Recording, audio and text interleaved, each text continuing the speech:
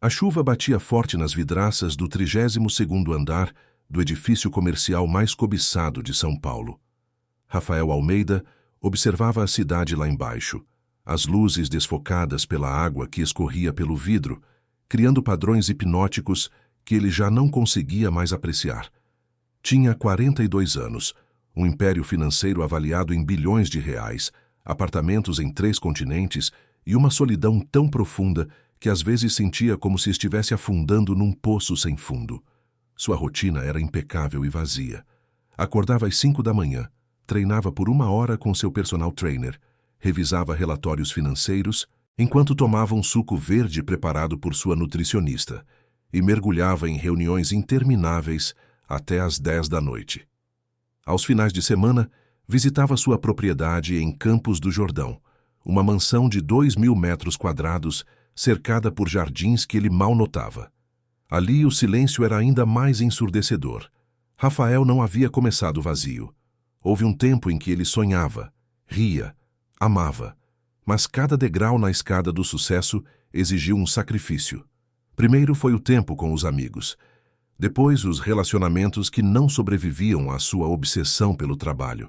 Por fim, algo mais sutil se perdeu, algo que ele nem conseguia nomear. Era como se, ao conquistar tudo, tivesse perdido a capacidade de sentir qualquer coisa. As mulheres que se aproximavam dele queriam seu dinheiro ou seu status. Os executivos que o rodeavam queriam seu poder. Ninguém queria conhecer Rafael, o homem por trás da fortuna. E talvez porque, secretamente, ele suspeitava que não havia mais nada lá dentro para ser conhecido. Naquela sexta-feira chuvosa de abril, Rafael deixou o escritório às 11 da noite. Seu motorista o aguardava, mas ele dispensou o serviço com um aceno de mão. Queria dirigir sozinho até Campos do Jordão, sentir o controle sobre algo, mesmo que fosse apenas um volante. A estrada estava escorregadia, e a neblina começava a se formar nas montanhas. Ele ligou o rádio, mas desligou logo em seguida. Preferia o silêncio. Sempre preferia o silêncio, porque o barulho do mundo lhe lembrava o quanto estava desconectado dele. Chegou à mansão pouco depois da 1 da manhã. A propriedade estava iluminada, como sempre, graças aos temporizadores automáticos que criavam a ilusão de vida onde não havia nenhuma. Rafael estacionou na garagem que comportava 12 veículos, mas onde apenas 5 ocupavam espaço. Entrou pela porta lateral, tirando o paletó molhado de chuva e jogando-o sobre uma cadeira Louis XV, que custara uma fortuna num leilão em Paris. Ele não se importava com a peça, não se importava com quase nada ali dentro, apesar de cada objeto ter sido cuidadosamente selecionado por decoradores renomados. Subiu as escadas de mármore italiano em direção ao seu quarto no 2º andar, mas a exaustão e as 2 doses de uísque que tomara antes de sair do escritório turvavam sua percepção. No corredor amplo e mal iluminado, Rafael confundiu as portas. A ala dos empregados ficava no lado oposto da casa, numa seção que ele raramente visitava. Mas naquela noite, cansado e distraído, girou a maçaneta da porta errada. O que ele viu o paralisou completamente. No pequeno quarto de não mais que 15 metros quadrados, sob a luz fraca de um abajur antigo, estava sua empregada doméstica. Ela usava uma de suas camisas velhas, dessas que ele mandava descartar, mas que, de alguma forma, acabavam redistribuídas pela casa. Estava de costas para a porta, segurando uma fotografia com as 2 mãos, e seus ombros tremiam num choro silencioso que parecia sair do fundo da alma. Ao lado dela, sobre a cama, estreita, havia uma carta aberta. Mesmo de longe, Rafael conseguiu ler o timbre vermelho no topo do papel. Despejo. Ela ainda não tinha percebido sua presença. Rafael sabia que deveria sair, fechar a porta silenciosamente e fingir que aquilo nunca acontecera. Era o que qualquer patrão sensato faria. Mas algo o manteve ali, congelado, observando. Talvez fosse a vulnerabilidade crua daquela cena. Talvez fosse o choque de perceber que, durante todos esses meses, uma pessoa real vivera sob seu teto, e ele nunca havia realmente a visto. Ele nem sabia seu nome completo. Sabia apenas que ela limpava sua casa, Preparava suas refeições quando a cozinheira tinha folga e desaparecia silenciosamente assim que ele chegava, como um fantasma a serviço de outro fantasma. Foi quando seus olhos percorreram o pequeno quarto e encontraram algo completamente inesperado. Na parede oposta, presa com fita adesiva, havia uma série de desenhos arquitetônicos. Não eram rabiscos amadores, eram projetos sofisticados, detalhados, com sombreamento profissional e anotações técnicas precisas. Um prédio residencial com design inovador que integrava espaços verdes em cada andar. Uma praça pública com geometria complexa que criava zonas de convivência sem perder a fluidez do espaço. Um centro comunitário com telhado ondulado que parecia quase vivo. Rafael tinha investido em projetos imobiliários suficientes para reconhecer talento quando via. E aquilo era mais do que talento. Era genialidade. Ele deve ter feito algum ruído, porque ela se virou bruscamente. Seus olhos estavam vermelhos e inchados, o rosto manchado pelas lágrimas. Por um instante, ambos ficaram em silêncio absoluto, como dois estranhos presos numa fotografia. Ela tinha 28 anos, ele percebeu naquele momento. Traços delicados, cabelos escuros presos num coque desmanchado e uma expressão de puro pânico ao perceber que seu patrão bilionário estava parado na porta de seu quarto, vendo-a naquele estado de desespero total. Doutor Rafael, ela conseguiu dizer a voz trêmula. Eu sinto muito, eu não queria. Ela tentava esconder a carta, enxugar as lágrimas, recompor-se, tudo ao mesmo tempo. Rafael ergueu a mão, num gesto que pretendia ser tranquilizador, mas que saiu rígido demais, formal demais. Não, ele disse, a própria voz soando estranha para si mesmo. Eu que peço desculpas. Entrei no quarto errado. Eu não pretendia invadir sua privacidade. Mas ele não saiu. Ficou ali parado, olhando para ela, realmente olhando, talvez pela primeira vez. E o que viu foi alguém da sua idade. Alguém que deveria estar no auge da vida, mas que carregava nos ombros um peso que ele reconhecia. Era diferente do seu peso, feito de responsabilidades financeiras e decisões corporativas. O peso dela era mais visceral, mais humano. Era o peso de quem sustenta pessoas reais, de quem toma decisões entre comer e pagar contas, de quem chora sozinha num quarto minúsculo porque não há ninguém para testemunhar sua dor. Por que você está chorando? Ele perguntou, e a pergunta saiu mais suave do que pretendia. Aconteceu alguma coisa. Ela olhou para ele com uma mistura de surpresa e desconfiança, como se não conseguisse acreditar que ele estava realmente perguntando. Não é nada, doutor. Só coisas pessoais. Vou resolver. Rafael poderia ter aceitado a resposta. Deveria ter aceitado. Mas seus olhos voltaram para os desenhos na parede e então para a carta de despejo que ela tentava esconder debaixo do travesseiro. Você é arquiteta, ele disse, e não era uma pergunta. O rosto dela se fechou ainda mais. Era. Fui. Não sou mais. Por quê? A pergunta saiu antes que ele pudesse pensar melhor. Por que você não exerce sua profissão? Esses desenhos, eles são, ele procurou a palavra certa, extraordinários. Qualquer escritório de arquitetura de prestígio te contrataria numa batida de coração. Ela deixou escapar uma risada amarga, sem nenhum humor. O senhor acha mesmo que é tão simples assim? O senhor acha que o mundo funciona só com talento? Rafael sentiu o golpe, embora não fosse dirigido especificamente a ele. Algo na forma como ela disse o senhor carregava décadas de frustração acumulada. Então me explique, ele pediu, entrando completamente no quarto agora, esquecendo todas as regras de decoro entre patrão e empregada. Me explique por que uma arquiteta talentosa está limpando minha casa. Ela o encarou por um longo momento, medindo se ele era sincero ou se aquilo era apenas mais uma crueldade disfarçada de interesse. Finalmente, como se uma represa se rompesse, ela começou a falar. Meu nome é Marina Oliveira da Silva. Me formei na USP há 4 anos. Fui a melhor da minha turma. Meu projeto de conclusão ganhou o Prêmio Nacional de Arquitetura Sustentável. Eu tinha propostas de 3 escritórios em São Paulo.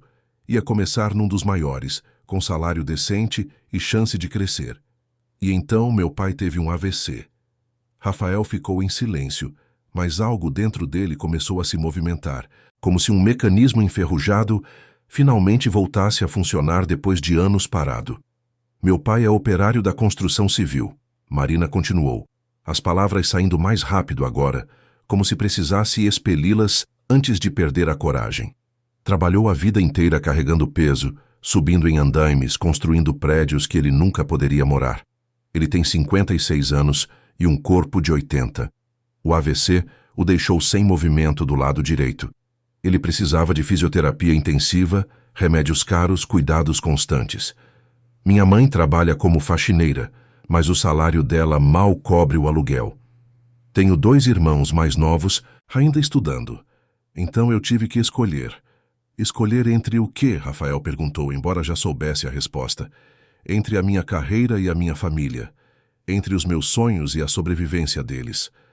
Marina olhou diretamente para ele, e havia tanta dor naquele olhar que Rafael sentiu como um soco no estômago. O senhor sabe o que é ter que escolher assim? Ter que ligar para escritórios de arquitetura de prestígio e dizer que não pode aceitar a vaga porque precisa de um trabalho que pague semanalmente, em dinheiro, para poder comprar remédio para o seu pai no dia seguinte. Sabe o que é ver 4 anos de universidade pública, de noites sem dormir estudando, de projetos premiados, tudo virando pó porque você nasceu pobre? Não, Rafael admitiu baixinho. Eu não sei. Pois é. Marina virou-se novamente para a parede, para seus desenhos. Então aceitei este emprego. O senhor paga bem, paga em dia e me dá moradia. Envio quase todo o meu salário para casa. Vivo neste quarto, uso roupas que o senhor ia jogar fora e desenho à noite para não esquecer quem eu era, ou quem eu poderia ter sido. Rafael sentiu uma vergonha tão profunda que quase o fez recuar. Vergonha de nunca ter perguntado. Vergonha de ter uma mansão com 20 quartos vazios enquanto esta mulher brilhante vivia num cubículo. Vergonha de quanto dinheiro ele desperdiçava em coisas que não significavam nada, enquanto ela enviava cada centavo para salvar sua família. E a carta de despejo? Ele perguntou, apontando para o papel que ela escondia. Marina hesitou, então pegou a carta e a entregou a ele com um gesto de derrota. Meus pais receberam hoje R$3.000 de aluguel atrasado. O proprietário deu 15 dias ou vão ser despejados. Minha mãe me ligou, chorando. Ela não queria me contar, mas meu irmão mais novo contou tudo. Eu não tenho esse dinheiro, nem perto disso. Rafael olhou para o número na carta. R$3.000. Era menos do que ele gastava num jantar de negócios. Era uma fração ridícula do que ele pagava mensalmente só em manutenção desta mansão que ele mal usava. Era nada. Absolutamente nada para ele. E era tudo para ela. A diferença entre ter um teto e dormir na rua. Entre dignidade e desespero. Eu vou pagar, ele disse. Marina olhou para Rafael como se ele tivesse falado em outro idioma. O quê? Eu vou pagar a dívida dos seus pais, Rafael repetiu com mais firmeza. R$3.000. Vou transferir amanhã mesmo. Não, Marina disse imediatamente, recuando como se a oferta fosse uma afronta física. Absolutamente não. Eu não aceito caridade. Não é caridade, Rafael insistiu, sentindo uma urgência estranha de fazer ela entender. É. Ele procurou as palavras. É justiça. Você trabalha para mim há quanto tempo? 8 meses. 8 meses limpando minha casa, preparando minhas refeições, cuidando de tudo enquanto eu mal reparava na sua existência. 8 meses ganhando um salário decente, mas não o que você merece pelo seu talento real. R$3.000 ele fez uma pausa. É menos do que eu deveria estar pagando por ter uma arquiteta premiada sob meu teto. Eu não sou sua arquiteta, Marina retrucou, a voz tensa. Sou sua empregada doméstica, e não quero a pena do senhor. Rafael sentiu a palavra pena como um tapa, e merecidamente. Ele estava fazendo tudo errado, percebeu. Estava tentando resolver o problema como resolveria uma transação financeira, quando claramente isso era muito mais complexo e delicado. Desculpe, ele disse, recuando um passo. Você tem razão. Eu não tenho direito de simplesmente de jogar dinheiro no problema como se isso resolvesse tudo. Mas, Marina, Ele usou seu nome pela primeira vez e notou que ela se sobressaltou levemente ao ouvi-lo. Olhe para mim. Ela ergueu os olhos, ainda defensiva. Eu vivo numa mansão de 2.000 metros quadrados, completamente sozinho, Rafael continuou. E pela primeira vez em anos, havia algo próximo de emoção genuína em sua voz. Tenho mais dinheiro do que conseguiria gastar em 10 vidas.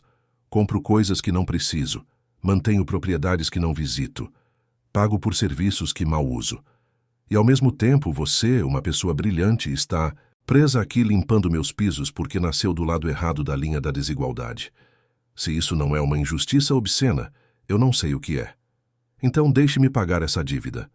Não como caridade, como um primeiro passo para corrigir o quanto esse sistema está quebrado. Marina cruzou os braços, ainda resistente, mas claramente abalada. E depois? O senhor paga hoje, e amanhã meus pais terão outra emergência, outra conta impossível, outra crise. E o que eu faço? Venho chorar no quarto de novo esperando que o senhor abra a porta errada? Não, Rafael disse devagar. Amanhã você volta a ser arquiteta. Marina deixou escapar uma risada sem humor. Ah, é assim tão fácil? Eu simplesmente decido voltar a ser arquiteta e pronto. 4 anos de carreira perdida se recuperam magicamente? Não magicamente, Rafael concedeu. Mas possível. Posso ajudar.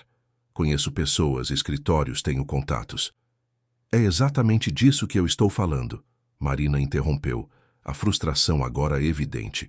O senhor acha que vai me dar uma vaga num escritório porque me conhece? Isso não é mérito, é favor, é privilégio.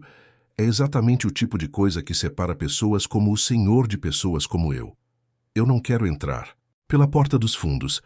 Eu quero ser contratada porque sou boa, não porque sou protegida de um bilionário. Rafael ficou em silêncio, processando as palavras dela. Ela estava certa, obviamente, e o fato de que ele nem tinha pensado nisso antes mostrava o quanto ele estava desconectado da realidade da maioria das pessoas. Então, ele disse finalmente, e se fizermos diferente? Como? Eu mostro seu portfólio para um arquiteto que conheço, Rafael propôs, sem mencionar que é você. Ele avalia o trabalho profissionalmente, sem saber quem fez. Se ele gostar e oferecer uma vaga, aí sim eu revelo que é você. Mas você só aceita se passar por um processo seletivo normal sem favorecimentos. Se você conseguir a vaga, será porque merece. Eu só estou abrindo a porta. Você que tem que atravessá-la. Marina olhou para ele com uma expressão que Rafael não conseguiu decifrar. Era uma mistura de esperança, medo, desconfiança e algo mais profundo. E se eu não passar? Então você não passa, Rafael disse com honestidade brutal. Mas pelo menos você teve a chance. Coisa que muitas pessoas com seu talento nunca têm, simplesmente porque não conhecem as pessoas certas. Marina, eu não posso mudar o sistema inteiro, mas posso tentar equilibrar a balança mesmo que seja só um pouquinho. Marina caminhou até a janela pequena do seu quarto, que dava para os jardins escuros lá fora. Ela ficou ali parada por um longo momento e Rafael respeitou seu silêncio. Finalmente ela se virou. Tudo bem, ela disse baixinho, aceito, mas com condições. Diga. Primeiro eu pago de volta os 3.000 reais, Marina estabeleceu. Aos poucos, descontado do meu salário, não importa quanto tempo leve. Segundo, se eu conseguir a vaga no escritório de arquitetura, eu saio daqui. Não posso ser sua empregada e arquiteta ao mesmo tempo. E terceiro, ela o encarou diretamente. Depois que eu sair daqui, a gente não se vê mais. Sem jantares, sem amizade, sem contato. Corte limpo. Eu não posso ficar devendo nada para ninguém, nem mesmo gratidão. Rafael sentiu uma pontada estranha no peito com a terceira condição, mas assentiu. Combinado. Ele estendeu a mão, formal e empresarial. Temos um acordo. Marina olhou para a mão estendida, então a apertou. Sua palma era calejada pelo trabalho doméstico, mas o aperto era firme. Temos. Rafael saiu do quarto dela às 2 da manhã, mas não conseguiu dormir. Ficou na biblioteca da mansão, rodeado por livros caríssimos que nunca lera, pensando na conversa que acabara de ter. Pela primeira vez em anos, algo dentro dele parecia ter acordado. Não era felicidade, não era satisfação, mas era alguma coisa. Era uma sensação de propósito, por menor que fosse. No dia seguinte, sábado, Rafael fez a transferência para a família de Marina antes mesmo de tomar café. Depois, ligou para Carlos Henrique Moreira, um dos arquitetos mais renomados do Brasil, com quem tinha feito negócios no passado. Carlos, preciso que você avalie um portfólio para mim, Rafael disse sem preâmbulos. Estou pensando em investir em um jovem talento e quero sua opinião profissional. Carlos concordou, sempre interessado quando Rafael mencionava investimentos. Rafael pediu a Marina seu portfólio digital naquela tarde, e ela entregou com mãos trêmulas e olhos esperançosos que ela tentava esconder. Não me decepcione, ela sussurrou, e Rafael não tinha certeza se ela estava falando com ele ou com o destino. 2 dias depois, Carlos ligou. Rafael, de onde você tirou esse portfólio? A voz dele estava animada, quase excitada. Esses projetos são extraordinários. O uso de espaço, a integração sustentável, a sensibilidade social, é exatamente o tipo de coisa que estamos procurando no escritório. Quem é esse arquiteto? É uma arquiteta, Rafael corrigiu. E ela está disponível. Mande ela para o escritório amanhã, Carlos pediu. Quero conhecê-la pessoalmente. Rafael transmitiu a notícia a Marina naquela noite. Ela estava na cozinha, preparando o jantar dele, e quando ouviu as palavras, quase derrubou a panela que segurava. Ele quer me conhecer? Amanhã? Amanhã às 10 da manhã, Rafael confirmou. Endereço na Avenida Paulista. Leve seu portfólio completo e esteja preparada para apresentar seus projetos. Marina olhou para ele e, pela primeira vez desde que se conheceram, ela sorriu. Não era um sorriso enorme ou efusivo, mas era genuíno. Obrigada, ela disse simplesmente. Rafael acenou como se não fosse nada, mas algo dentro dele respondeu àquele sorriso de uma forma que ele não esperava. De nada. Agora vá se preparar.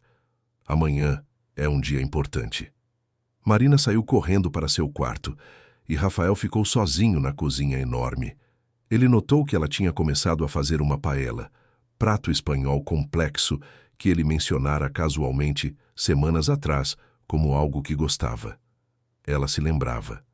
Essa mulher que ele tratara como invisível durante 8 meses prestava atenção em detalhes sobre ele que nem ele mesmo notava. Naquela noite, Rafael tomou uma decisão impulsiva. Resolveu fazer o jantar ele mesmo para comemorar a conquista de Marina. Decidiu fazer paella, já que ela tinha começado. Quanto difícil poderia ser? Ele tinha visto chefes fazendo na televisão inúmeras vezes. Tinha todos os ingredientes. Tinha panelas de dezenas de milhares de reais. Tinha confiança de quem nunca falhou em nada que realmente tentou. 1 hora depois, a cozinha parecia uma zona de guerra. Havia arroz por toda parte. Os frutos do mar estavam borrachudos. O açafrão tinha manchado o mármore da bancada. A fumaça do arroz queimado ativou o alarme de incêndio, fazendo as sirenes tocarem ensurdecedoramente pela mansão. Rafael estava no meio do caos, segurando uma colher de pau como se fosse uma arma inútil, quando Marina apareceu correndo. Ela parou na porta da cozinha, olhou para a cena de destruição, olhou para Rafael com sua camisa social manchada de molho de tomate e expressão de desespero total, e fez algo que ele nunca tinha ouvido dela fazer. Ela riu. Não foi uma risadinha educada. Foi uma gargalhada alta, genuína, vinda do fundo do peito, o tipo de riso que liberta algo preso há muito tempo. Dr. Rafael, ela conseguiu dizer entre risos. O que o senhor está tentando fazer? Paella, Rafael admitiu miseravelmente. Estava tentando fazer paella. Marina olhou para a panela arruinada e riu ainda mais. Depois, enxugando as lágrimas de tanto rir, ela caminhou até ele. Saia da frente, ela ordenou ainda sorrindo. Deixe uma profissional cuidar disso. Você não precisa, Rafael começou, mas ela o empurrou gentilmente para o lado. Eu sei que não preciso, mas quero. Agora sente ali, ela apontou para um banquinho e observe como se faz uma paella de verdade. Rafael sentou e assistiu enquanto Marina assumia o controle da cozinha com eficiência militar. Ela salvou o que podia dos ingredientes, descartou o que estava perdido, começou tudo de novo do zero. E enquanto cozinhava, ela falava, explicando cada passo, cada ingrediente, cada técnica. Rafael percebeu que ela estava ensinando não apenas sobre paella, mas sobre paciência, sobre processo, sobre como algumas coisas não podem ser compradas ou apressadas, precisam ser construídas com cuidado. 40 minutos depois, havia uma paella perfeita sobre a mesa da cozinha. Marina serviu 2 pratos e sentou ao lado dele, não em frente como seria apropriado entre patrão e empregada, mas ao lado, como iguais. Eles comeram em silêncio por alguns minutos, e era o silêncio mais confortável que Rafael experimentara em anos. Marina parou de comer e olhou para Rafael. Posso te fazer uma pergunta? Rafael notou que ela tinha abandonado o senhor, e aquilo significava algo embora ele não soubesse exatamente o que. Pode. Por que você vive assim? Marina gesticulou vagamente para a mansão ao redor deles. Sozinho, nesse lugar enorme. Você tem tudo que dinheiro pode comprar. Mas parece, ela hesitou, parece tão vazio.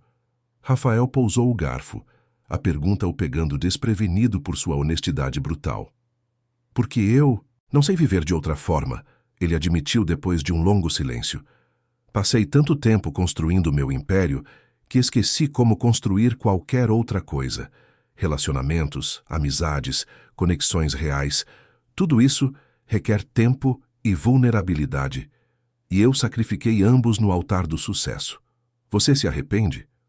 Todos os dias, Rafael disse, e foi a coisa mais honesta que dissera em anos. Mas não sei como voltar. Como você se reconecta com o mundo quando passou décadas se isolando dele? Marina ficou pensativa, mexendo na comida com o garfo. Sabe o que é engraçado? Meus pais são pobres. Vivem num apartamento de 2 quartos num bairro operário em São Bernardo do Campo.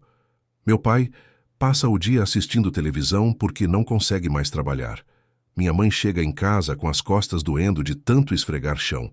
E mesmo assim, todo domingo, quando eu conseguia visitar antes de vir trabalhar aqui, a casa estava cheia de vida. Vizinhos entrando sem bater para tomar café.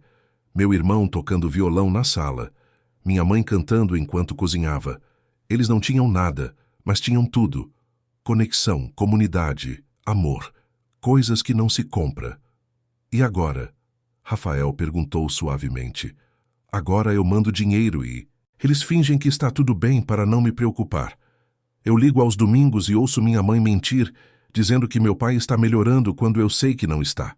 Perdi a arquitetura e perdi eles também, de certa forma. Estou presa entre 2 mundos, sem pertencer a nenhum. Marina olhou para ele. Acho que eu entendo sua solidão melhor do que você imagina. Rafael sentiu uma conexão tão forte naquele momento que quase o assustou. Aqui estavam 2 estranhos, separados por bilhões de reais e mundos de experiência, mas unidos pela mesma solidão fundamental. Obrigado, ele disse, pela honestidade. Obrigado pela oportunidade, Marina respondeu. Amanhã pode mudar tudo para mim. E mudou. Marina chegou ao escritório de Carlos Henrique Moreira às 10 da manhã em ponto, vestindo o único terno que possuía, comprado em brechó, mas impecavelmente passado. Carlos a recebeu pessoalmente, intrigado para conhecer a mente por trás daqueles projetos extraordinários. A reunião, que deveria durar 30 minutos, se estendeu por 3 horas. Marina apresentou não apenas seu portfólio acadêmico, mas ideias novas que desenvolvera durante os meses de frustração, conceitos de arquitetura social que integravam comunidades de baixa renda com design sustentável e acessível. Carlos ficou impressionado não só com o talento técnico, mas com a paixão evidente de Marina. Ela não via a arquitetura como mera construção de edifícios, mas como ferramenta de justiça social, forma de devolver dignidade às pessoas através do espaço que habitavam. Era exatamente a visão que seu escritório, especializado em projetos de impacto social, procurava. No final da reunião, Carlos fez uma oferta, um estágio remunerado de 6 meses, trabalhando diretamente com a equipe em projetos comunitários. O salário era 3 vezes o que ela ganhava como empregada doméstica. Se ela se destacasse, haveria uma posição permanente esperando. Era tudo o que Marina sonhara e mais. Ela saiu do escritório em estado de choque, as pernas bambas, o coração acelerado. Precisava contar para alguém, compartilhar aquela alegria explosiva que ameaçava fazer ela gritar no meio da Avenida Paulista. Pegou o celular e, sem pensar muito, ligou para Rafael.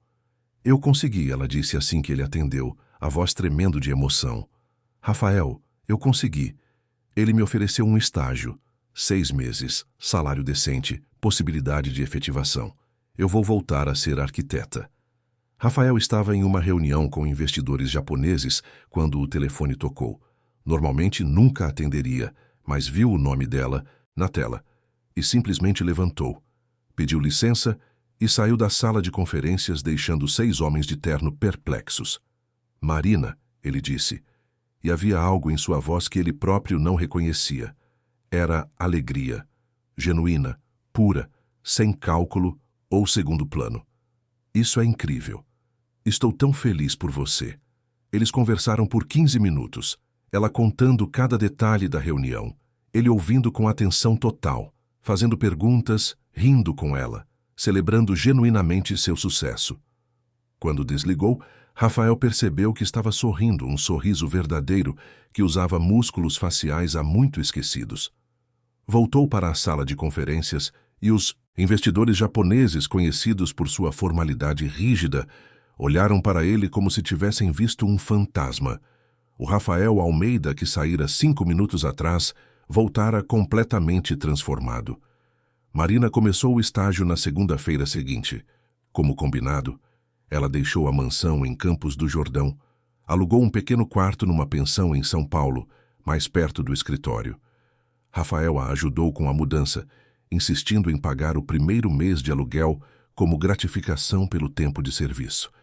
Marina aceitou porque precisava, mas deixou claro que aquela seria a última ajuda financeira que aceitaria dele.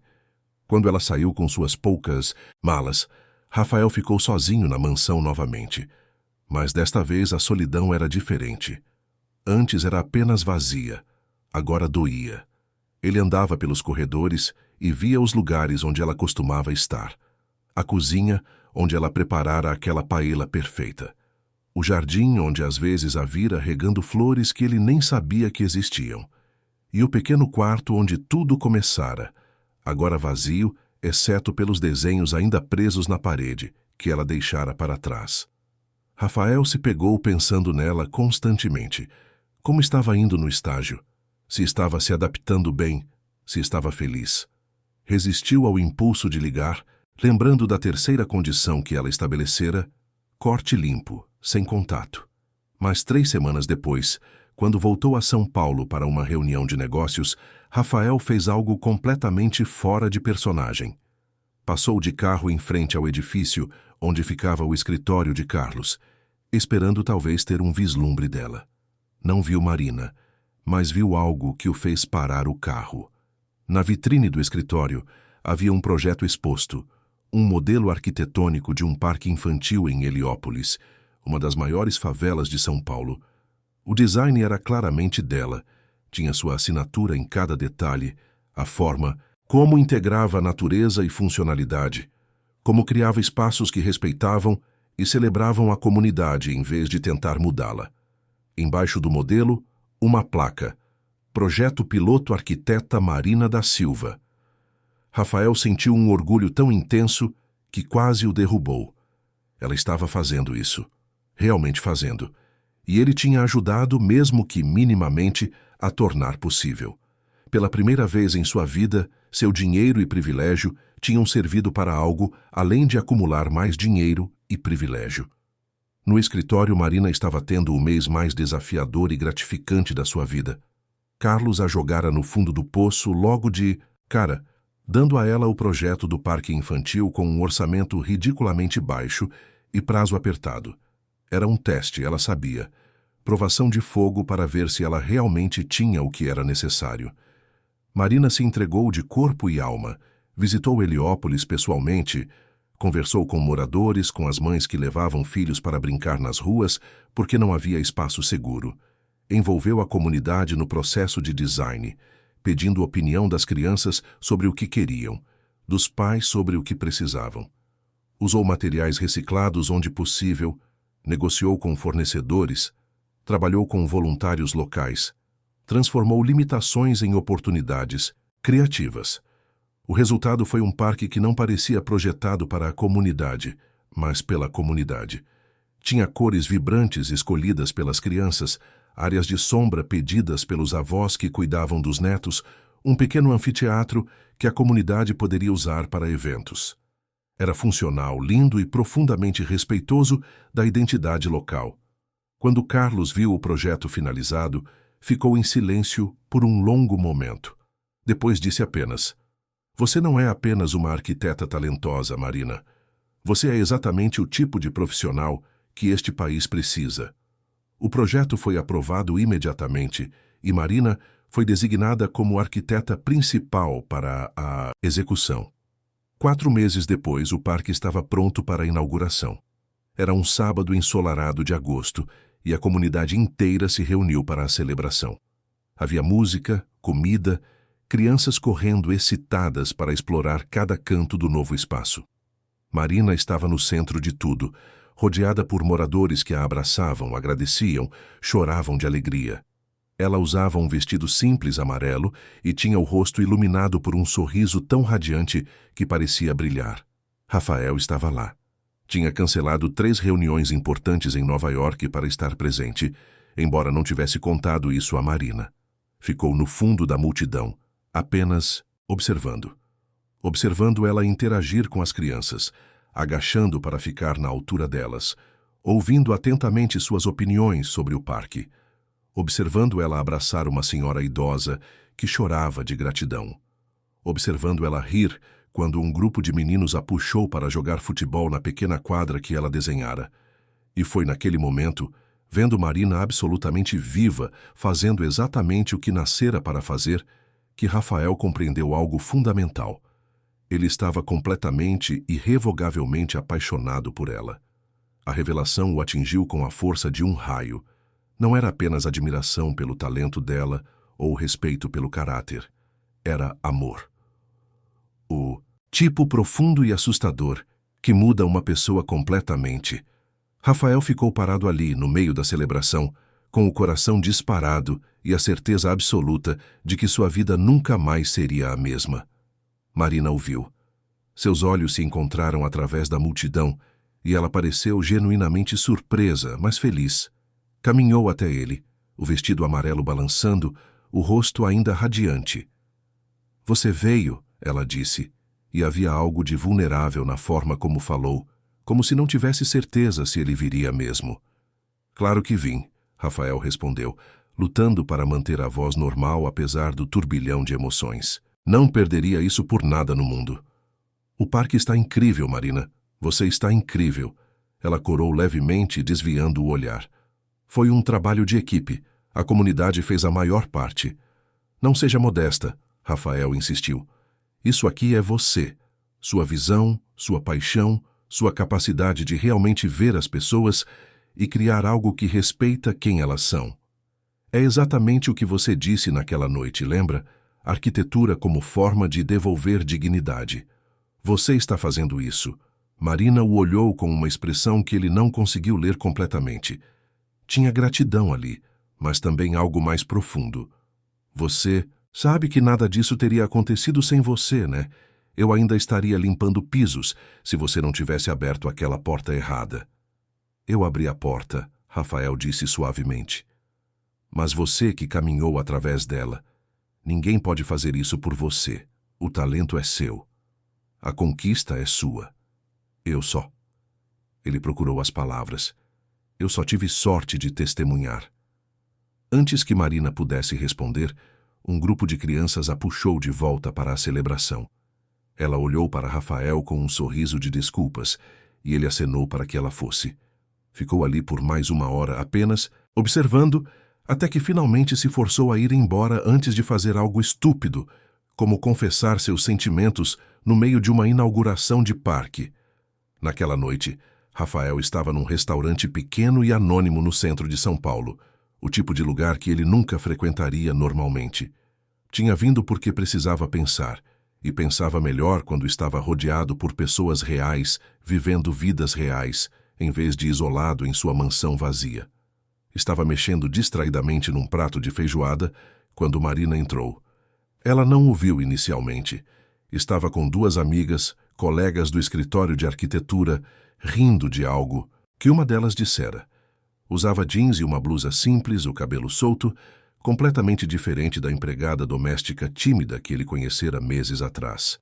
Ela era, Rafael percebeu com uma pontada no peito, absolutamente linda. Não de forma convencional ou ostensiva, mas de uma forma autêntica, que fazia todas as outras pessoas no restaurante parecerem sombras desfocadas.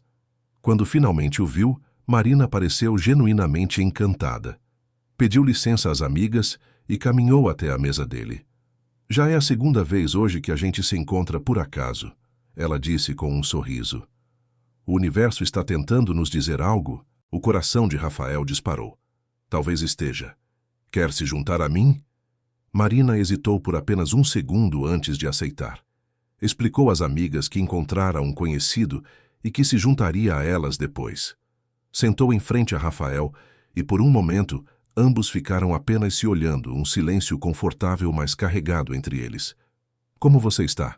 Rafael perguntou finalmente. Digo, de verdade, não a versão educada que você dá para todo mundo. Marina pegou um guardanapo e começou a dobrá-lo distraidamente. Estou exausta, ela admitiu, feliz, mas exausta. O projeto do parque foi intenso. Agora Carlos já me colocou em outro. Uma escola comunitária em Paraisópolis. Maior orçamento, mais responsabilidade, mais pressão. Às vezes sinto que vou desabar.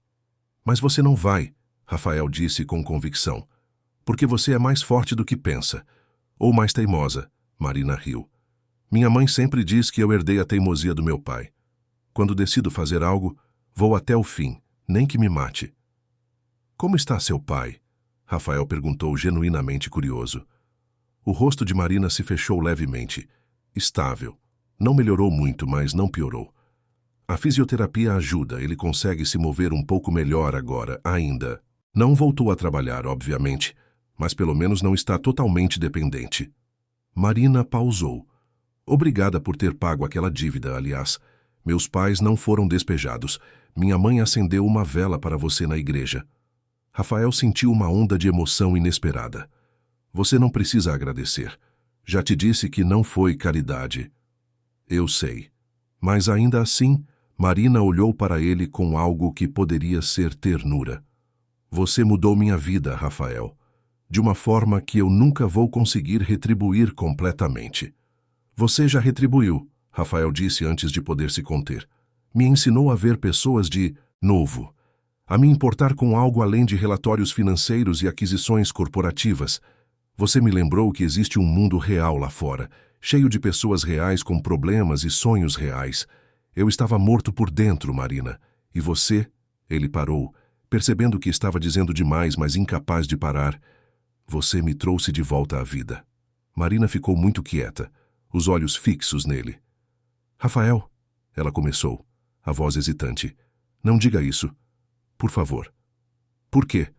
Porque faz tudo ficar confuso. Marina desviou o olhar. Quando eu era sua empregada, tudo era simples. Havia uma linha clara entre nós. Agora você está aqui dizendo essas coisas e eu não sei o que fazer com isso. O que você quer fazer? Rafael perguntou suavemente. Marina ficou em silêncio por tanto tempo que ele pensou que ela não responderia. Finalmente, ela disse, quero que a gente seja amigos. Amigos de verdade. Sem complicação, sem isso. Ela gesticulou vagamente entre eles. Você é importante demais para mim para arriscar bagunçar tudo. Rafael sentiu o coração afundar, mas forçou um sorriso. Amigos, então. Se é isso que você quer, é o que precisa ser. Marina corrigiu gentilmente.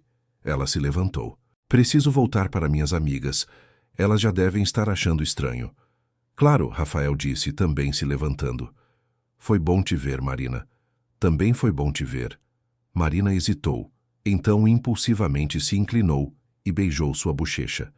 Cuide-se, Rafael. E obrigada. Por tudo. Ela saiu, deixando um rastro de perfume floral barato e o calor fantasma de seus lábios em sua pele. Rafael voltou a sentar, olhando para a feijoada que esfriara no prato, e percebeu que havia cometido um erro. Mostrou seus sentimentos cedo demais, assustou ela. Agora teria que recuar, dar espaço, ser apenas o amigo que ela precisava que ele fosse, mesmo que isso o matasse por dentro. Os meses seguintes foram uma tortura deliciosa.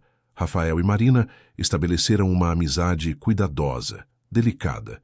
Jantavam juntos ocasionalmente, sempre em lugares públicos. Trocavam mensagens sobre coisas triviais. Ele perguntava sobre os projetos dela. Ela perguntava sobre os negócios dele. Mantinham tudo leve, superficial, seguro. Mas havia uma tensão sempre presente. Uma corrente elétrica que passava entre eles cada vez que os olhos se encontravam. Cada vez que os dedos se tocavam acidentalmente ao passar o sal. Marina estava prosperando profissionalmente. O projeto da escola comunitária foi um sucesso ainda maior que o parque. Sua reputação crescia no círculo de arquitetura social.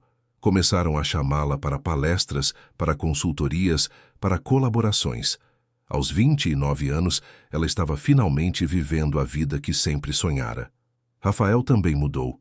Começou a se envolver em filantropia de verdade, não apenas escrevendo cheques para organizações beneficentes, mas realmente participando.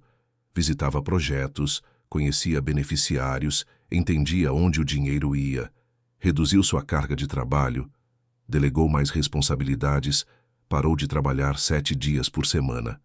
Começou a viver, pela primeira vez em décadas. Mas sempre havia Marina. No fundo de cada decisão, de cada mudança, estava ela. O desejo de ser digno dela, de ser o tipo de homem que uma mulher como ela pudesse amar sem reservas. Ele sabia que estava patético, tinha 42 anos apaixonado como um adolescente, mas não conseguia evitar. E suspeitava, por pequenos sinais que tentava não interpretar demais, que ela talvez sentisse algo também, mas estava lutando contra seus próprios sentimentos.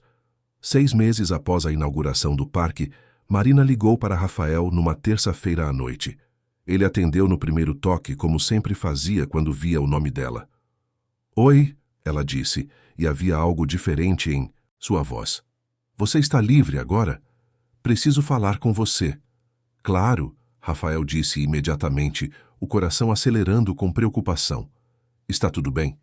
Estou no café perto do seu escritório, aquele que você gosta. Pode vir?" "Já estou indo." Rafael chegou 15 minutos depois, tendo praticamente corrido do apartamento em Perdizes onde morava agora, tendo vendido a mansão em Campos do Jordão porque não suportava mais a solidão lá. Encontrou Marina sentada num canto, 2 xícaras de café já na mesa, o rosto pálido e os olhos vermelhos como se tivesse chorado recentemente. O que aconteceu? Rafael sentou ao lado dela, resistindo ao impulso de pegá-la nos braços. "Meu pai", Marina disse, a voz quebrando. "Ele teve outro AVC hoje de manhã, mais forte que o primeiro. Ele está no hospital agora, na UTI." Rafael sentiu o mundo parar. "Me desculpe tanto, Marina.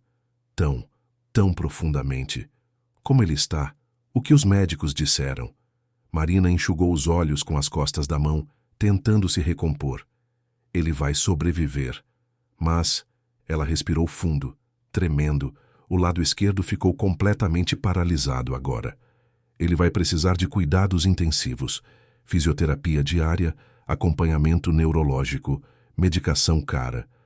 Os médicos falaram em tratamentos experimentais que poderiam ajudar, mas o convênio não cobre. É tudo particular. Estamos falando de 20, 30 mil reais por mês. Minha mãe está desesperada. "E você?", Rafael perguntou suavemente. "Eu estou." Marina pausou, os olhos se enchendo de lágrimas novamente. "Estou com medo, Rafael. Medo de perdê-lo. Medo de não conseguir ajudar. Meu salário é bom agora, mas não é suficiente para isso. Pensei em pedir um empréstimo, mas os juros são abusivos. Pensei em vender o carro que acabei de comprar, mas nem isso seria suficiente. E o pior é que ela soltou um soluço, o pior é que finalmente estava conseguindo. Finalmente estava construindo minha carreira. E agora vou ter que escolher de novo. Escolher? Entre meu pai e meu futuro, Marina explicou, a voz carregada de angústia. Carlos me ofereceu uma vaga permanente no escritório. Salário ótimo, benefícios, plano de carreira. Mas é período integral, às vezes mais. Não vou conseguir cuidar do meu pai e manter o emprego. Vou ter que recusar a vaga, procurar algo que me dê mais flexibilidade, mesmo que pague menos. Vai ser a universidade de novo. Sacrificar meus sonhos porque não tenho escolha. Rafael sentiu uma fúria crescer dentro dele. Não fúria contra Marina ou sua família, mas contra um sistema tão cruelmente desigual que forçava pessoas brilhantes a escolher entre amor e ambição, entre cuidar de quem amavam e construir o futuro que mereciam. Enquanto ele tinha mais dinheiro do que conseguiria gastar em 10 vidas, pessoas como Marina tinham que fazer escolhas impossíveis. Não, ele disse com firmeza. Você não vai desistir da sua carreira. Não de novo. Rafael, não comece, Marina alertou. Eu já aceitei a ajuda demais de você. Não posso continuar dependendo da sua generosidade. Não é generosidade, Rafael interrompeu. Ele parou percebendo que o que estava prestes a dizer mudaria tudo entre eles, mas incapaz de se conter porque vê-la sofrer assim era insuportável. Casa comigo, Marina. Ela o encarou como se ele tivesse falado em mandarim. O quê? Casa comigo, Rafael repetiu, agora comprometido com a ideia. Olha, eu sei que parece loucura. Eu sei que é súbito. Mas pensa comigo, se a gente se casar, legalmente, eu posso cobrir todas as despesas médicas do seu pai. Posso contratar os melhores especialistas, pagar pelos tratamentos experimentais, garantir que ele tenha os cuidados de que precisa, pelo tempo que precisar. Posso contratar enfermeiros para ficar com ele, em tempo integral, para que sua mãe não precise carregar tudo sozinha. Você não vai ter que escolher entre sua carreira e sua família, porque eu vou cuidar da sua família também. Marina balançou a cabeça, recuando. Não. Rafael, você não pode simplesmente propor casamento como se fosse uma transação de negócios. Não é uma transação, Rafael insistiu, pegando as mãos dela entre as suas. Marina, me escuta. Eu te amo. Estou apaixonado por você há meses. Tentei esconder. Tentei respeitar seus limites, mas é a verdade. Eu te amo. Queria te pedir em casamento de qualquer forma. Só estava esperando o momento certo. A situação do seu pai não está criando meus sentimentos. Está apenas acelerando o que já era inevitável. Você não pode me amar, Marina protestou, mas sua voz estava fraca, incerta. Você mal me conhece de verdade. A gente foi patrão e empregada, depois amigos distantes. Isso não é suficiente para casar. Eu te conheço melhor do que conheci qualquer outra pessoa na minha vida, Rafael disse intensamente. Conheço sua paixão pela arquitetura, sua lealdade à família, sua força absurda diante de obstáculos que derrubariam qualquer um. Conheço como você se preocupa com as pessoas, como coloca os outros antes de si mesma, como transforma tudo que toca em algo mais bonito. Conheço o som da sua risada quando você realmente acha algo engraçado. Conheço como você torce o nariz quando está concentrada. Conheço que você toma café com 2 colheres de açúcar, mas finge que toma amargo quando está com gente que você quer impressionar. Marina, ele apertou as mãos dela. Eu te conheço. Marina estava chorando agora, lágrimas escorrendo livremente pelo rosto. Isso é insano, ela sussurrou. A gente não pode casar só porque meu pai está doente. Não estamos casando só porque seu pai está doente, Rafael corrigiu. Estamos casando porque eu te amo e porque se eu tenho esses recursos, esse privilégio obsceno, a menor coisa que posso fazer é usá-los para ajudar a pessoa que mais importa para mim. Sua família vai ser minha família, Marina.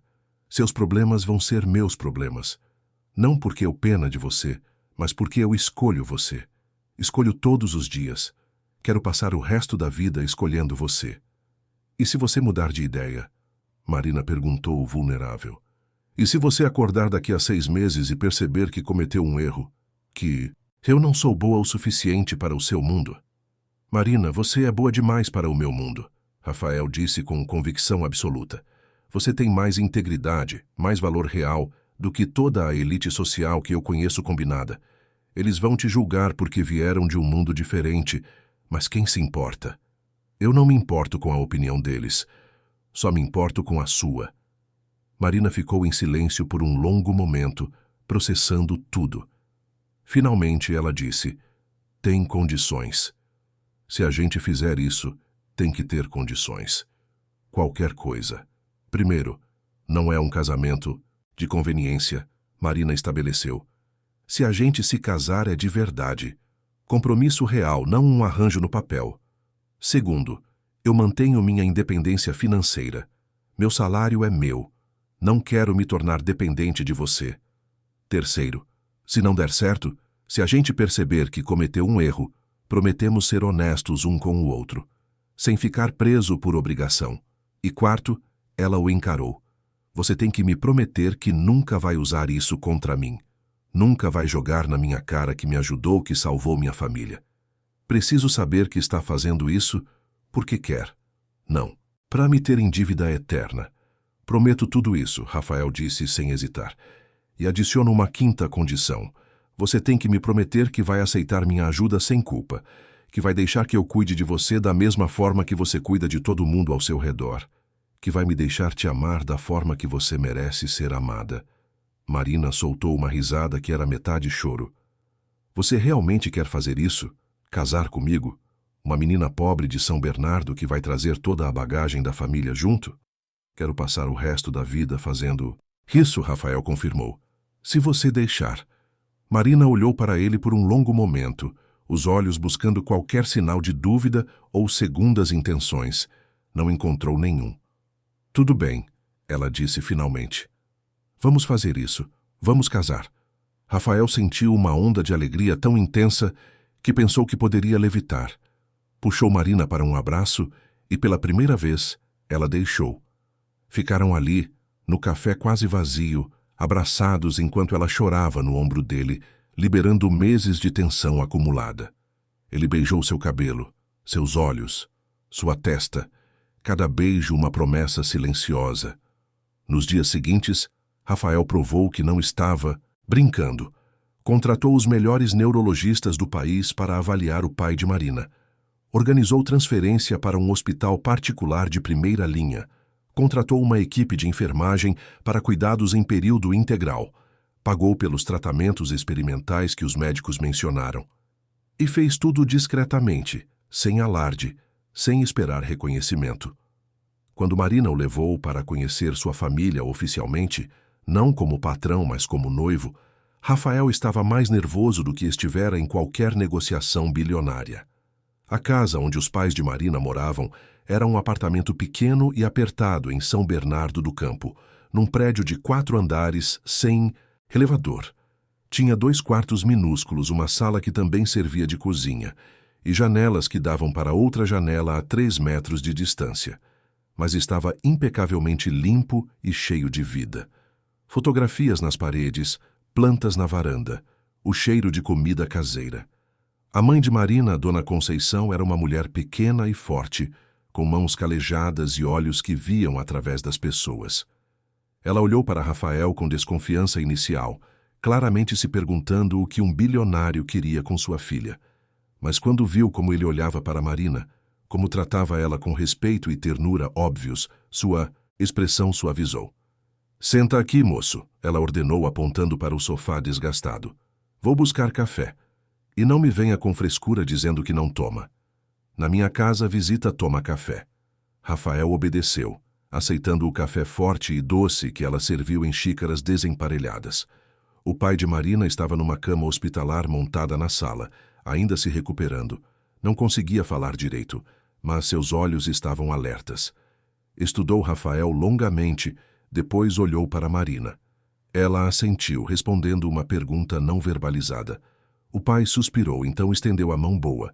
Rafael a apertou, sentindo a força remanescente naquele aperto. Os irmãos de Marina, Lucas de 17 anos e Júlia de 15, eram menos sutis. Olhavam para Rafael com uma mistura de curiosidade e suspeita, claramente se perguntando se aquele homem rico era real ou bom demais para ser verdade. Foi Júlia quem quebrou o gelo, perguntando sem rodeios: "Você realmente ama minha irmã ou está fazendo isso por pena?" "Júlia", Marina começou, escandalizada, mas Rafael ergueu a mão. "Não, deixa ela perguntar. É uma pergunta justa." Ele olhou diretamente para a garota. "Eu amo sua irmã mais do que pensei ser possível amar alguém. E sim, quero ajudar sua família, mas não por pena. Faço porque quando você ama alguém de verdade, a família dela se torna sua família também. Os problemas dela se tornam seus problemas, e porque eu tenho recursos que podem ajudar, seria errado não usar. Mas principalmente, faço porque Marina merece ter alguém do lado dela, depois de passar tanto tempo cuidando de todo mundo sozinha." Júlia o estudou por um momento, então assentiu, aparentemente satisfeita. "Tudo bem, então. Mas se você magoar ela, eu te mato. Tenho 15 anos e nada a perder." "Júlia", Dona Conceição exclamou, mas Rafael riu uma risada genuína. "Eu acredito em você. E prometo que não vou magoá-la."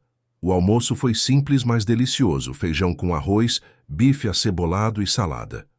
Marina ajudou a mãe na cozinha, enquanto Rafael ficou na sala com o pai e os irmãos.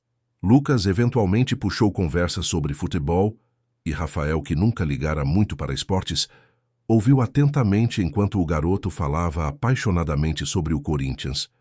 Era estranho, surreal até, estar sentado naquela sala pequena, tão diferente de qualquer lugar que frequentasse, mas também era a coisa mais real que experimentara em anos. Quando estavam indo embora, Dona Conceição puxou Rafael para o lado. "Olha aqui, moço", ela disse baixinho, firme. "Eu não sei muito sobre o seu mundo de dinheiro e negócios, mas sei sobre pessoas, e vejo que você gosta mesmo da minha filha. Só te peço uma coisa: não deixe esse povo rico mudar ela. A Marina é especial porque nunca esqueceu de onde veio. Porque usa o talento dela para ajudar gente como a gente. Não deixa ela virar uma dessas madames vazias que a gente vê na televisão. Nunca", Rafael prometeu solenemente. "Eu amo ela exatamente como ela é. Se alguma coisa, sou eu que estou tentando aprender a ser mais como ela." Dona Conceição o estudou por mais um momento. Então assentiu.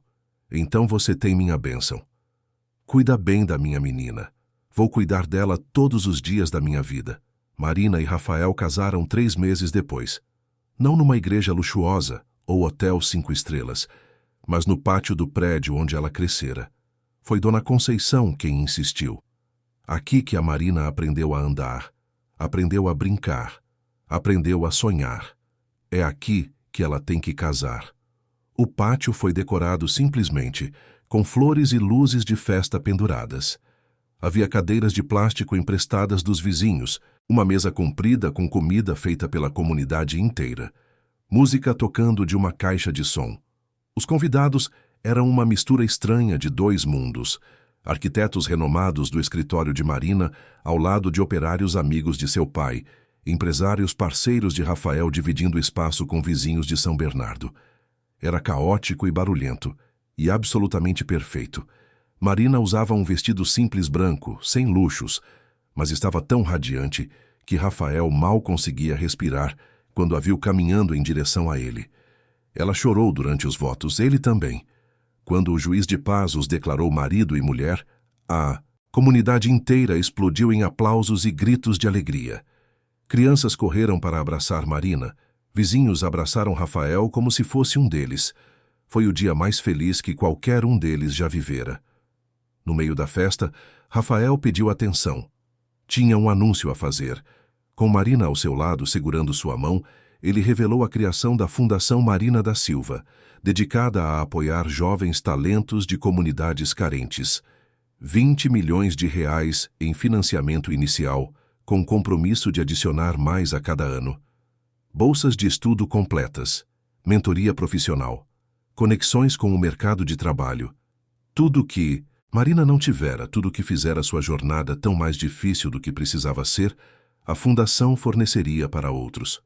Marina não sabia de nada. Rafael tinha planejado tudo em segredo. Ela olhou para ele com lágrimas escorrendo pelo rosto, incapaz de formar palavras. A comunidade inteira ficou em silêncio chocado, depois explodiu em celebração novamente. Dona Conceição chorava no ombro do marido. Lucas e Júlia abraçavam a irmã. Era mais do que um casamento. Era a união de dois mundos que nunca deveriam ter se encontrado, mas que de alguma forma se encaixaram perfeitamente. Os anos seguintes foram os mais felizes da vida de ambos. Mudaram para uma casa menor e mais aconchegante no bairro de Pinheiros, em São Paulo. Não era uma mansão, mas tinha espaço suficiente e estava cheia de vida. Rafael reduziu drasticamente sua carga de trabalho, delegando a maior parte das operações do dia a dia da empresa para executivos de confiança. Passou a trabalhar apenas 4 dias por semana, dedicando o resto do tempo à fundação e a estar presente na vida real. Marina continuou prosperando como arquiteta. Tornou-se uma das profissionais mais respeitadas em arquitetura social do país. Seus projetos ganharam prêmios internacionais. Ela dava palestras em universidades, inspirando jovens arquitetos a usar suas habilidades para causar impacto social. E o melhor de tudo, conseguia fazer tudo isso sem sacrificar sua família desta vez. O pai de Marina melhorou significativamente com os tratamentos. Nunca recuperou completamente o movimento do lado esquerdo, mas conseguia andar com auxílio de bengala, falar claramente, até voltou a fazer pequenos trabalhos de consultoria para empresas de construção. Dona Conceição finalmente pôde reduzir suas horas de trabalho, passar mais tempo com os filhos. Lucas entrou na faculdade de engenharia com bolsa integral da fundação. Júlia descobriu talento para design e também estava sendo apoiada. Mas nem tudo foi fácil. O mundo social de Rafael, como Marina previra, não a aceitou facilmente. Havia jantares onde outras mulheres a olhavam com desdém mal disfarçado, eventos beneficentes onde a tratavam como intrusa. Comentários maldosos sobre caçadora de fortunas circulavam pelos círculos de elite.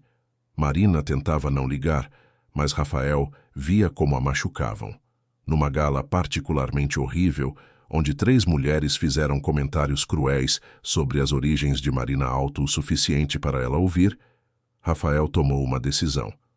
No meio do evento, pegou o microfone e fez um discurso improvisado. Falou sobre privilégio e mérito, sobre como a elite se congratulava por conquistas que eram meras consequências de nascer no berço certo, enquanto pessoas como Marina conquistavam o extraordinário apesar de cada obstáculo que a sociedade colocava em seu caminho. Falou sobre valores reais versus valores superficiais e concluiu dizendo que se alguém ali tinha problema com sua esposa, teria que lidar com ele diretamente, porque ela tinha mais classe e caráter que toda a sala combinada. O silêncio foi ensurdecedor.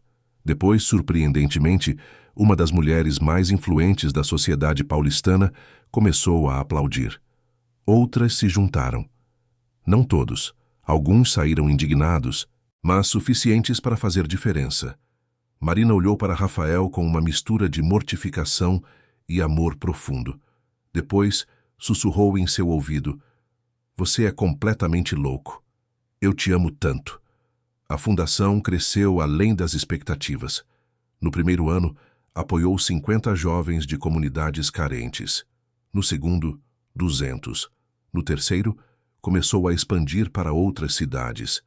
Marina estava profundamente envolvida, não apenas emprestando seu nome, mas trabalhando ativamente com os beneficiários, mentorando, aconselhando, conectando. Ver jovens talentos conseguindo oportunidades que ela quase perdeu era a coisa mais gratificante que já fizera. Rafael mudara completamente. O homem emocionalmente vazio que vivera, sozinho numa mansão cavernosa, era irreconhecível. Ele ria agora, realmente ria.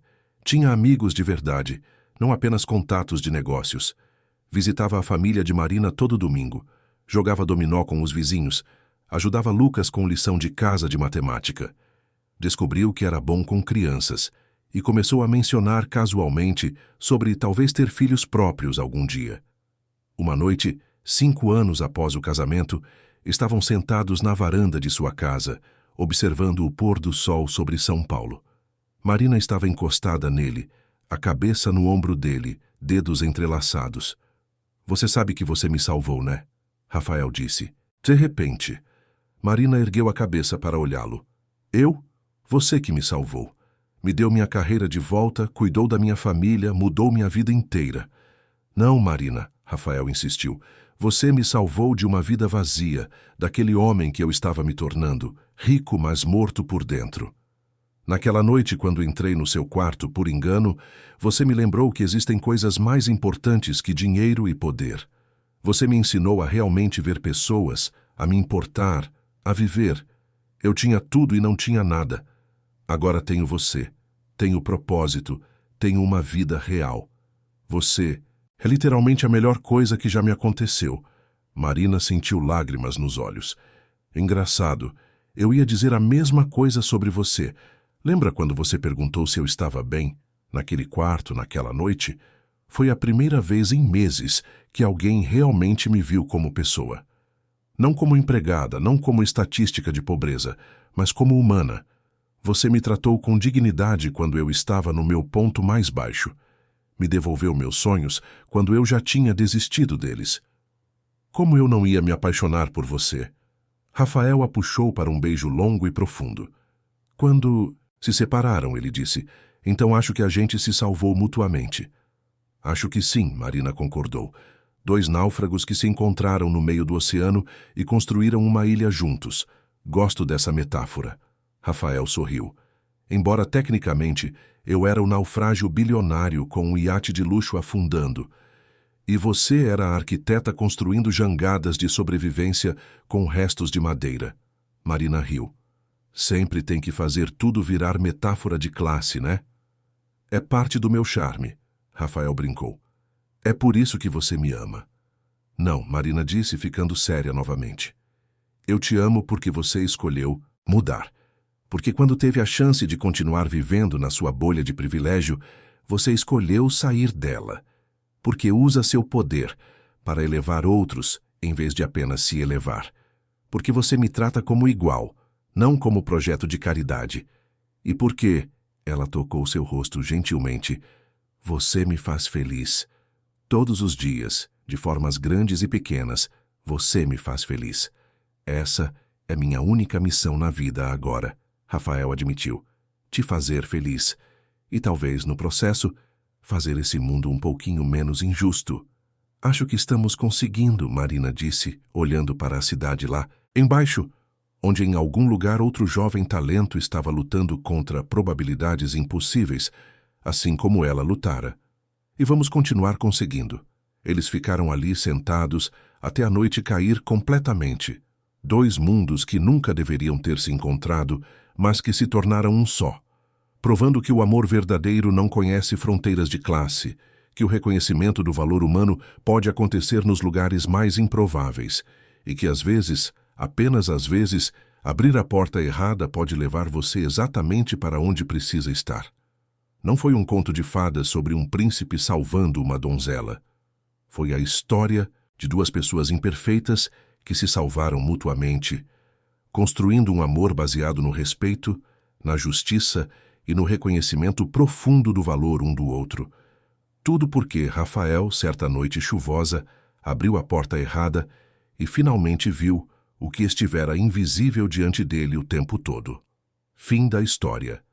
Queridos ouvintes, esperamos que a história de Rafael e Marina tenha tocado seus corações da mesma forma que tocou os nossos ao escrevê-la. Esta narrativa nos lembra que o verdadeiro amor nasce do reconhecimento da dignidade humana, que privilégios devem ser usados para elevar outros e que nunca é tarde para mudar e se tornar uma pessoa melhor. Não se esqueçam de se inscrever no nosso canal para não perder nenhuma das histórias exclusivas que trazemos diariamente. Deixem seu like se Marina e Rafael conquistaram vocês e nos contem nos comentários qual momento mais tocou seu coração. Sua interação significa tudo para nós e nos ajuda a continuar criando conteúdo que realmente importa. Até a próxima história. E lembrem-se, às vezes, as melhores coisas da vida acontecem quando abrimos a porta errada no momento certo.